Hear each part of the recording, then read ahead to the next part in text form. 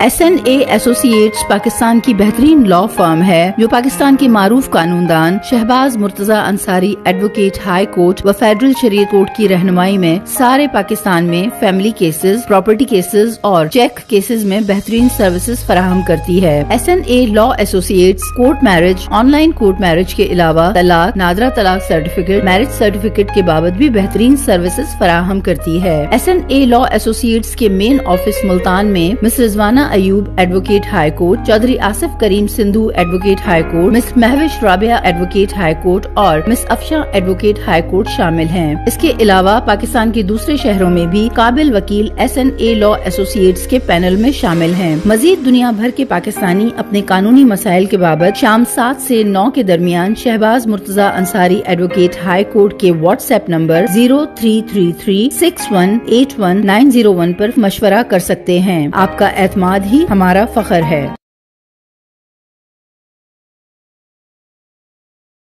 मोहतरम नाजरीन, अस्सलाम वालेकुम। मिस माफिया चिरागदीन एडवोकेट आपसे SN law associate Multan office से मुखातिब हूँ।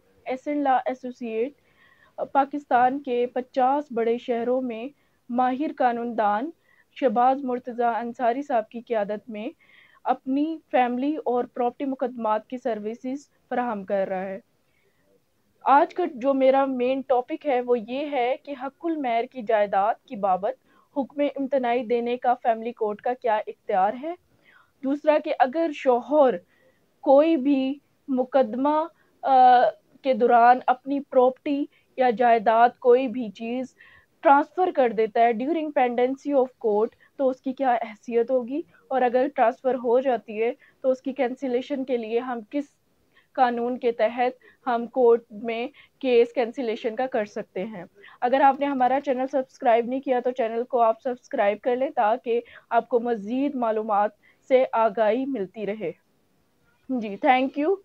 एंड सबसे पहले हम बात करेंगे हक़ुल महर की जायदाद की बाबत हुक्म इम्तनाई देने का फैमिली कोर्ट का इख्तियार।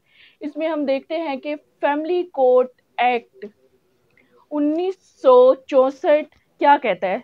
1964 फैमिली कोर्ट एक्ट का सेक्शन 21A हमें बताता है कि interim order pending suit the family court may pass an interim order to preserve and protect any property in dispute in a suit and any other property of a party to the suit, the preservation of which is considered necessary for satisfaction of the degree if and when pass।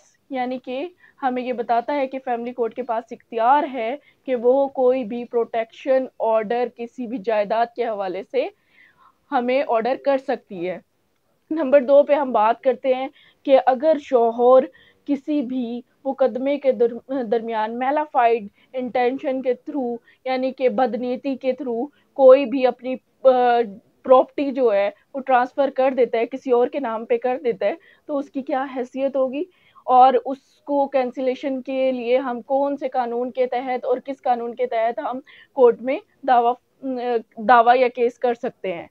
तो इसका answer ये है कि हम transfer of property के तहत section 52 जो कानून हमें बताता है कि अगर कोई भी बंदा, कोई भी शख्स during pendency of case suit कोई प्रॉपर्टी बदनीति के साथ ट्रांसफ़र करता है तो उसकी हैसियत ये होगी कि कोर्ट जब दावा डिक्री होगा, चाहे मुद्दई हो, मुद्दा अलैह हो, जिसके हक में दावा डिक्री होगा, उसकी जो उससे ट्रांसफ़र होने वाली जो प्रॉपर्टी होगी उसकी जो हैसियत होगी वो ज़ीरो होगी। यानी कि चाहे वो 10 बंदों के नाम पर ट्रांसफ़र हो जाए तो उसकी जो वैल्यू होगी वो ज़ीरो होगी।